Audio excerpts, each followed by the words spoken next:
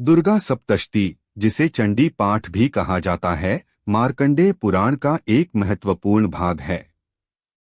इसमें देवी दुर्गा के 3 रूपों महाकाली, महालक्ष्मी और महासरस्वती की महिमा का वर्णन है। इस ग्रंथ में देवी और दैत्यों के बीच हुए महासंग्रामों की कथा है, जिसमें देवी ने राक्षसों का वध कर भक्तों को कष्टों से मुक्त किया। एक समय की बात है, स्वर्ग से पराजित होकर इंद्रदेव और अन्य देवता भगवान विष्णु के पास पहुंचे। वे महर्षि मेधा के पास गए और अपनी व्यथा सुनाई। सृष्टि के आरंभ में मधु और कैटभ नामक 2 असुर उत्पन्न हुए। वे अत्यंत बलशाली थे और उन्होंने ब्रह्मा जी को मारने की योजना बनाई। ब्रह्मा जी ने महामाया योग निद्रा की स्तुति की, जिससे भगवान विष्णु की निद्रा भंग हुई।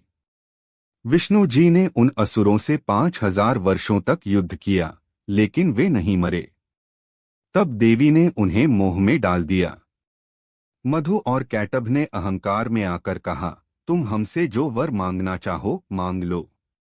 भगवान विष्णु ने कहा, यदि तुम वर देना ही चाहते हो तो मेरी इच्छा से मृत्यु को स्वीकार करो। मधु और कैटभ हंस पड़े और बोले, ठीक है, लेकिन हमारी मृत्यु जल में हो। तब भगवान विष्णु ने उन्हें अपनी गोद में उठाया और सुदर्शन चक्र से जल के ऊपर ही उनका वध कर दिया। महिषासुर नामक एक असुर ने घोर तपस्या कर ब्रह्मा जी से वरदान पाया कि वह किसी भी पुरुष द्वारा नहीं मारा जा सकेगा। यह वर पाकर उसने स्वर्गलोक पर आक्रमण कर इंद्र और सभी देवताओं को वहां से भगा दिया। तब सभी देवता ब्रह्मा, विष्णु और महेश के पास गए और अपनी व्यथा सुनाई। सभी देवताओं के क्रोध से एक दिव्य शक्ति प्रकट हुई, जो महालक्ष्मी दुर्गा थीं। देवी ने शेर पर सवार होकर महिषासुर से युद्ध किया। युद्ध के दौरान महिषासुर कई रूप धारण करता रहा, कभी सिंह, कभी हाथी, कभी भैंसा। अंत में देवी ने त्रिशूल से उसका वध किया। देवताओं ने प्रसन्न होकर उनकी स्तुति की और देवी ने सभी को आशीर्वाद दिया। शुंभ और निशुंभ 2 शक्तिशाली राक्षस थे, जिन्होंने समस्त देवताओं को हराकर स्वर्ग पर अधिकार कर लिया। देवताओं ने पुनः देवी की शरण ली। तब देवी ने कात्यायनी, महासरस्वती रूप धारण किया।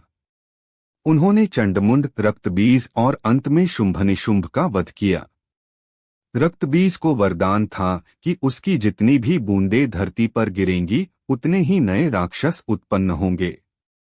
जब देवी उसे मारने लगीं, तो उसके रक्त से हजारों राक्षस पैदा होने लगे।